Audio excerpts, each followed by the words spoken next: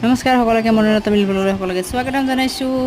আৰু আজি হৈছে আমাৰ মাৰ জন্মদিন, সেইকাৰণে মায়ে এইফালে যা যোগাৰ কৰি আছে আৰু এইফালে আমাৰ বাবু, দেউতা, ভণ্টি সকলো বহি আছে, কাৰণ ঘৰত আজি এতিয়া ৰাতি সাজটোপাত কৰা হ'ব।